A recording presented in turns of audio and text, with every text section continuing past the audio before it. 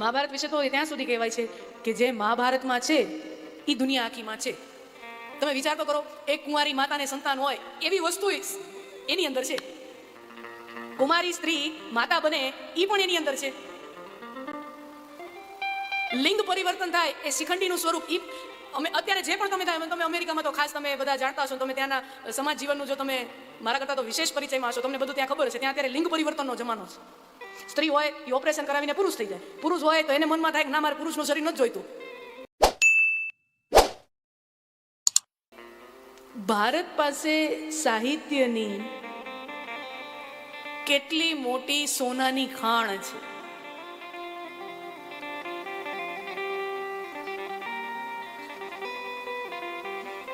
અને પછી એને વૈશ્વિક સ્વીકૃતિ મળી. આપણે ત્યાં એમ કહેવાય છે,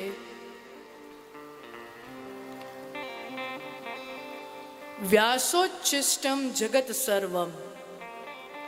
આ દુનિયામાં જેટલું લખાય છે, જેટલું ગવાય છે, અથવા ટીવી કે સિનેમાના પડદે જેટલું જોવાય છે, સમજો, જેટલું લખાય છે, જેટલું બોલાય છે, જેટલું ગવાય છે, ટીવી કે સિનેમાના પડદે જેટલું જોવાય છે, એ બધું વ્યાસજીનું એઠું છે.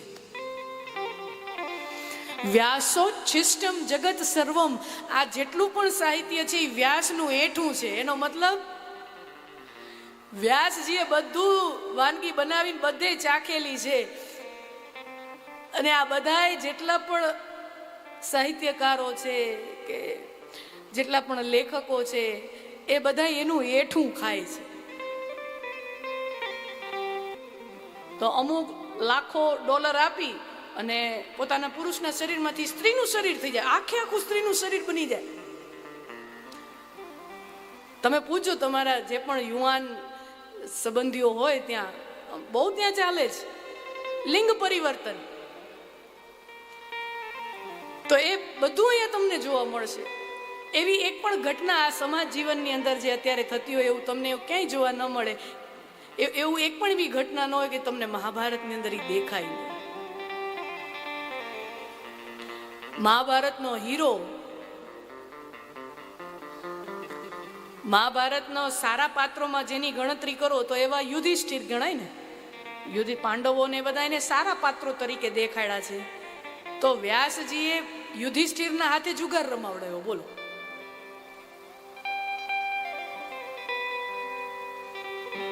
છે હિંમત આજના કોઈ નવલકથાકાર કે આજના કોઈ ફિલ્મ કથાકાર એની તેવડ છે? કોઈ એવું બતાવી શકે કે માનો કે તમારા જમાનામાં જેટલા પણ આ વડીલો બેઠા, તમારા જમાનામાં અમિતાભ બચ્ચન જ્યારે એ યુવાન હતું, તમે પણ એક સમયે સરખા યુવાન હોય ત્યારે તમને બધાને ખબર છે એક જમાનો આવ્યો હતો એંગ્રી યંગ મેનનો.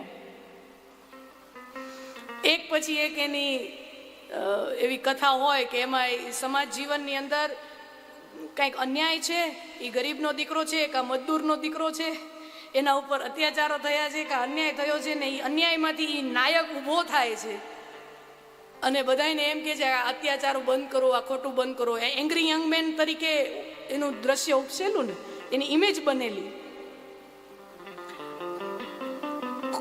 કોઈ નવલકથાકાર કે ઈ કથા લખનારો હોય એની તેવડ છે કે જેને નાયક તરીકે બતાવવો છે એના હાથે જુગાર રમાવડાવે. વ્યાસજીએ કર્યું છે, યુધિષ્ઠિરના હાથે જુગાર રમાવડાવ્યો, પોતાને હરાવ્યો, પોતાના ભાઈઓને હરાવડાવે છે, પત્નીને દાવ પર મુકાવે છે. આટલી હિંમત એક લેખકની કે જેને નાયક બતાવવાનો છે, જેને ધર્મરાજ તરીકે, તમે વિચાર તો કરો, જેને ધર્મરાજ તરીકે જેની ઇમેજ બનાવવી છે, જેને રાજા બનાવવા પહેલા ધર્મરાજ તરીકે જેની ઇમેજ બનાવવી છે, એ મને જુગાર રમવા બે આપણને આમ બંધ બેસે. અને બીજી બાજુ દુર્યોધન, એને વિલન ચિતરવો છે ને, એને ખરાબ માણસ ચિતરવો છે. તો દુર્યોધનના હાથે કર્ણનું જીવન સંવારે છે.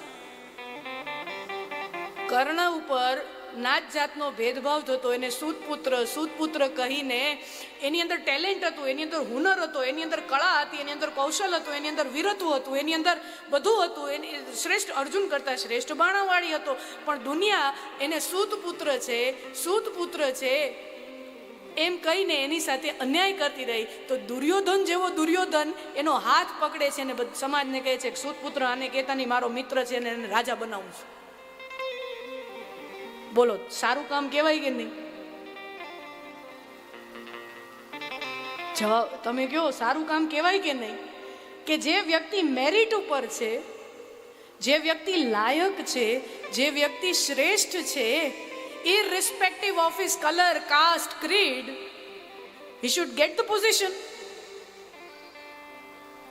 આજની ડેમોક્રેસી, લોકતંત્ર એ શું છે? એનો પાયો જે છે ને, irrespective of your religion, irrespective of your mother tongue, irrespective of your color of skin.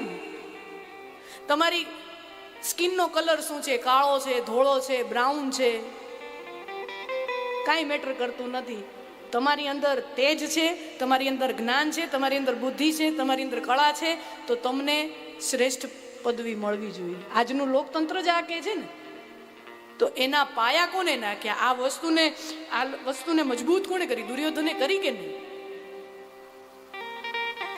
तो व्यास जी का यही जादू है कि वो विलन से भी अच्छे काम करवा देता है और हीरो से भी खराब काम करवा देते हैं.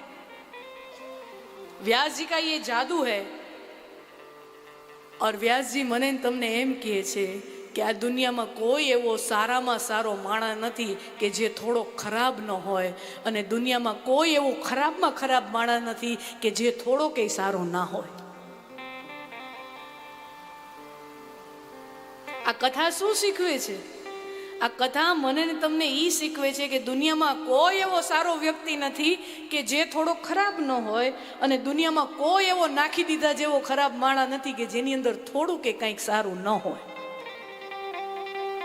અહીંયા જેટલા બેઠા છે આપણે બધાએ આપણી અંદર ઘણું બધું સારું છે અને ઘણું બધું ખરાબ છે. કાં તો ઘણું બધું ખરાબ છે અને થોડુંક જ સારું છે. એમ માપ પ્રમાણ બધામાં અલગ અલગ છે. ઘણાયમાં ઘણું સારું હોય અને થોડુંક ખરાબ હોય, અને ઘણાયમાં ઘણું ખરાબ હોય થોડુંક જ સારું હોય. એટલે આ કથાના થકી મારો ને તમારો પ્રયાસ ઈ રહેવો જોઈએ કે આપણે 100% સોના તો નહીં થઈ શકીએ, પણ ઘણું બધું ખરાબ ની જગ્યાએ ઘણા બધા સારા થઈએ અને થોડાક ઓછા ખરાબ થઈએ. બધે બધું સારું તો નહીં થઈ શકે. આ કથાનો આશ્રય છે. તો જ્યાં મહાભારત પૂરી થાય છે ત્યાંથી ભાગવતની કથા શરૂ થાય છે. મહાભારતની કથા પૂરી ક્યાં થાય છે? કૌરવ પાંડવોનું યુદ્ધ થયું, પાંડવો જીત્યા, કૌરવો મરાયા.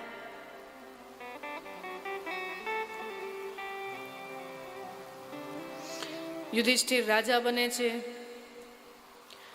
અને રાજકાજ કરવામાં એને આનંદ આવતો નથી. અને પછી એક સમય એવો આવે છે કે પોતાની રાજગાદી પોતાના ઉત્તરાધિકારીને આપી યુધિષ્ઠિરને, પાંચેય પાંડવોને, દ્રૌપદી હિમાલય તરફ વયા જાય છે. અને જેને ગાદી આપતા જાય છે હસ્તિનાપુરની, એ છે અર્જુનનો દીકરો અભિમન્યુ. સમજો, અર્જુનનો દીકરો અભિમન્યુ જે મહાભારતના યુદ્ધમાં ખૂબ નાની ઉંમરે ચક્રવ્યૂહમાં એને ઘૂસતા આવડે છે, પ્રવેશ કરતા આવડે છે, ભેદતા આવડે છે, પણ ભેદી શત્રુઓનો નાશ કરી અને પાછું રિટર્ન થતા નથી આવડતું. અભિમન્યુ જાય છે, ચક્રવ્યૂહ ભેદે છે અને ચક્રવ્યૂહમાં ફસાઈ જાય છે, પાછા આવી શકતા નથી. અભિમન્યુ યુદ્ધમાં વીરગતિ પામે છે, શહીદ થાય છે. પણ એ સમયે અભિમન્યુની પત્ની જે છે ઉત્તરા, એના ગર્ભમાં અભિમન્યુનું તેજ છે, ગર્ભાવસ્થામાં છે. એટલે અર્જુનના દીકરા અભિમન્યુ અને અભિમન્યુનું જે સંતાન આગળ જતા જન્મ લે છે ઉત્તરાના ગર્ભે, એ સંતાનનું નામ છે પરીક્ષિત રાજા. અને એ પરીક્ષિત રાજાને હસ્તિનાપુરની ગાદી ઉપર એને રાજ્યાભિષેક કરી અને પાંચેય પાંડવો દ્રૌપદી સમેત હિમાલય ચાલ્યા જાય છે. અને હવે ત્યાંથી ભાગવતની કથા શરૂ થાય છે. મહાભારતનો છેડો જ્યાં પૂરો થાય ત્યાંથી ભાગવતનો છેડો શરૂ થાય છે. અને પછી શું ઘટનાઓ બને છે એ તો જ્યારે આગળ પ્રસંગો આવશે ત્યારે એની વાત કરીશ.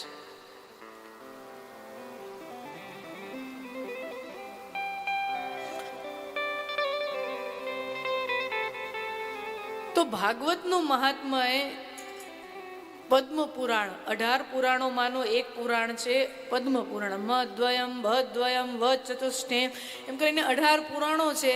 તો પુરાણોમાં જે પદ્મ પુરાણ છે એમાં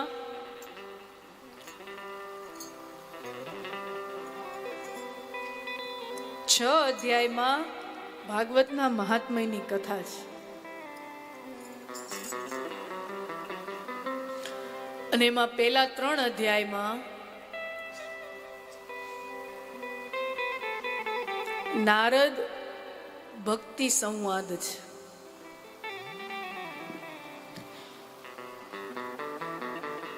ઊંઘી જાહે.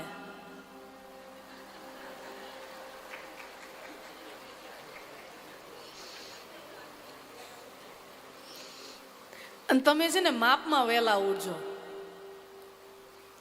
હા ભાઈ બહુ વહેલા ઉઠશો ને 4 વાગે તો પછી અહીંયા સોલા, એટલે માપમાં વહેલા ઉઠજો. ખબરદાર છો 4 વાગે ઉઠ્યા છો તો માઈપે, બધું માઈપે. અતિ બોલનો નો સારો, અતિ બોલવું નહીં સારું, અતિ ભોજન નહીં સારું, ને અતિ વહેલું ઉઠવું નહીં. ઘરે ઉઠજો બ્રહ્મ મુહૂર્તમાં. અહીંયા પછી જ્યાં કરવાનું હોય ને ત્યાં લાલો પોઠી ગયો હોય.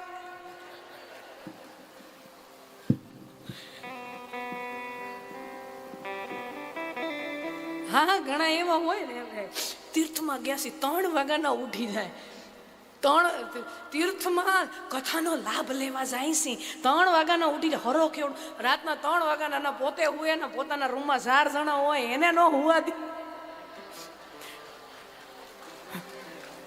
હરો કેવડો 3 વાગ્યાના ઉઠી ગયા હોય એટલે કથા સાંભળવા જવાનું છે, કથા સાંભળવા જવાનું છે. નાસ્તો વહેલા ટાણે કરી આવે. ખુલ્લું હજી તો ઓલા રસોઈયા બિચારા રાંધતા હોય, ચા બનાવતા હોય, માથે ઊભા હોય, કઈ થાય કઈ આયો જો કોઈ કે થાય થાય થાય, ગવડાઈશું. હા માથે ઊભા ક્યાંય ખુલે ખુલે એ ભેગું તો તમે જુઓ. હા હા હા હા, કેદીઓ જે જેલમાંથી બહાર નીકળે ને કેમ એને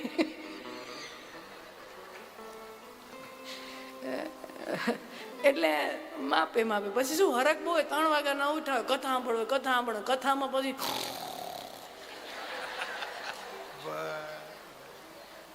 એટલે જોજો જે કરવા આવ્યા હોય ને આપણે ઈ મહત્વનું છે.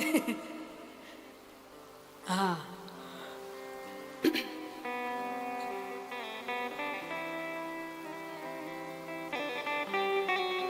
તો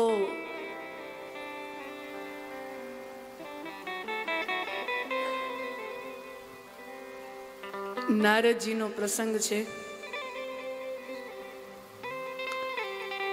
નારદજી બ્રહ્માના માનસ પુત્ર છે.